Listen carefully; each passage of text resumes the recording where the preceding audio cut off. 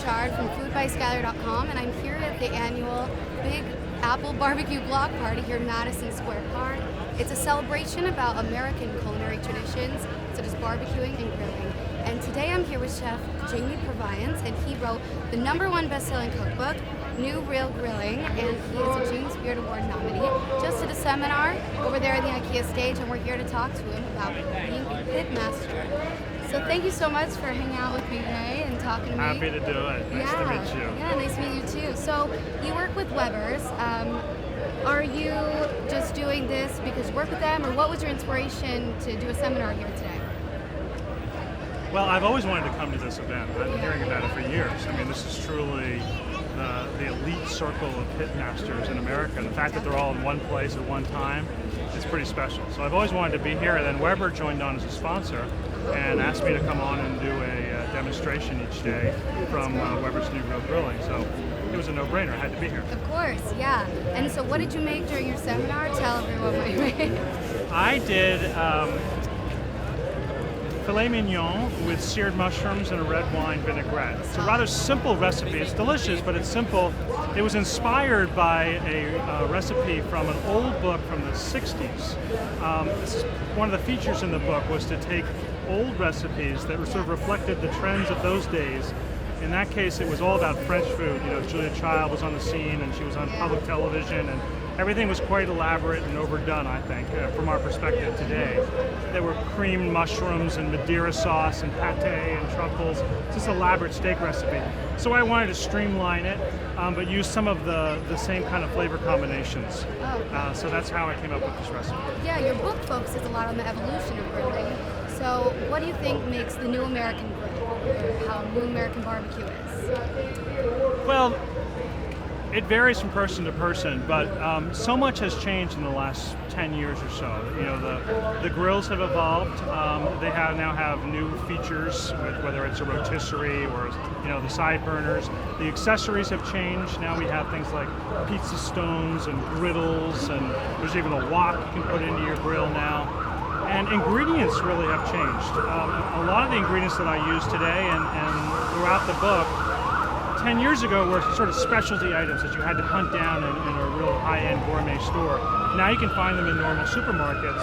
And so American grilling today is a much wider spectrum of alternatives than it was even 10 years ago. Yeah, definitely. And your book covers that. I mean, you had like a tuna avocado roll in here, and you had the wok, and then you had just steak. So what is your favorite thing to grill?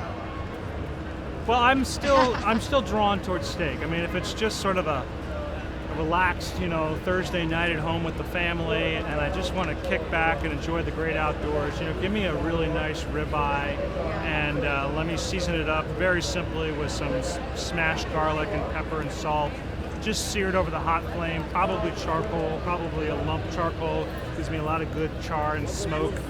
Serve it with a nice red wine and a little salad on the side. Maybe some potatoes that have roasted on the grill.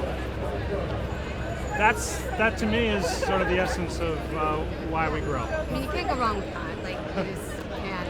What advice do you have? Because I am a failure in the kitchen. I can eat. I love eating, but I'm terrible at cooking. Every time I try and make a steak, it's always burnt, and then because I like a medium rare, so it's always like black on the outside and just a mess. So what advice do you have for people like me who are back at grilling to do better? Well, one thing would be to buy thicker steaks. It sounds like your steaks are overcooking really quickly. Yeah, I get really impatient. I just do direct heat all the way. I guess I'm doing it wrong. Well, it depends on the thickness of the steak. A steak that's about an inch thick, you can do over direct heat the whole way. Okay. If it's thicker than that, then you probably want to sear it first over direct heat so it has those nice marks and it's developed that flavor. But then finish it over indirect or over a cooler part of the grill. Okay. So that the inside of the steak sort of has time to catch up with the outside. That way the steak doesn't burn on the outside in those last few minutes of cooking. Yeah, that's definitely my problem. Sear and slide is the technique that I call for those big, thick steaks. Sear on one side, slide it to a cooler side. Works for steaks, also works for bone-in chicken pieces. Oh, good. Yeah. Oh, good. That's great. Good to know. And when it comes to grilling, do you prefer charcoal or gas? Depends on what I'm grilling. Yeah. Charcoal has a very specific range of flavors. It's that real smoky, woodsy quality. And for something like a steak, I think it's fantastic. It adds a real depth to the recipe. But it's not always what you want. Let's say you're doing some fruit, which is another example of sort of new American grilling. We didn't used to do dessert, and we didn't used to do just fruits.